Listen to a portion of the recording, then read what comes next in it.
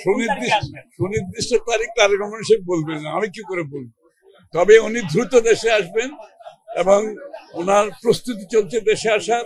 দেশের মানুষ, বিএনপি, জনগণ সবাই ওনার অপেক্ষায় আছেন, ওনার প্রতীক্ষায় আছেন। উনি সেটা ভালোভাবে বুঝেন, উনি প্রস্তুতি নিচ্ছেন। যে কোনো সময় উনি একটি দিনক্ষণ সিদ্ধান্ত নিয়ে দেশে চলে আসবেন। মন্টু ভাই সম্বন্ধে তো বলতে গেলে দীর্ঘ সময়ের ব্যাপার।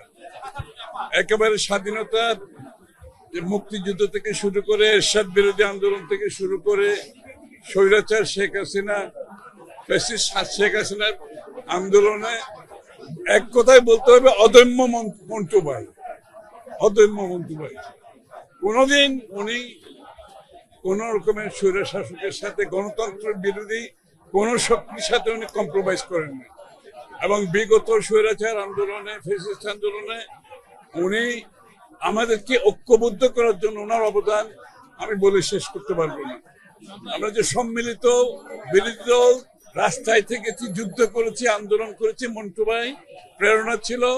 ঐক্যবদ্ধ করার পেছনে ওনার একটা ভীষণ অবদান ছিল।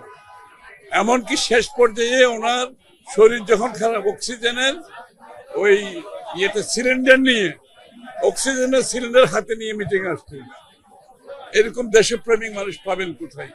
আমরা মন্টু ভাইকে মিস করবো, ধারণ করতে হবে মন্টু ভাইকে।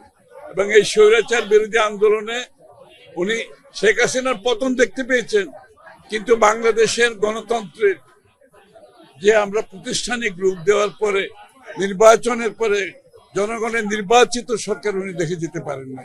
এটা আমাদের দুঃখ যে আমরা জনগণের মালিকানা ফিরিয়ে দেওয়া পর্যন্ত মন্টু ভাই বেঁচে ছিল না।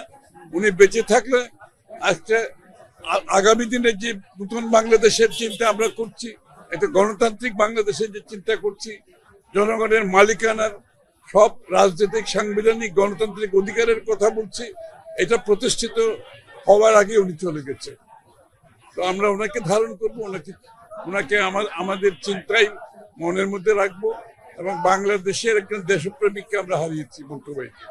আসলে তো এই আলোচনাগুলো তো আমার মনে হয় সব রাজনৈতিক দলের সাথে নিশ্চয়ই করবেই। এত আগে আমার পক্ষে কমেন্ট করা ঠিক হবে না।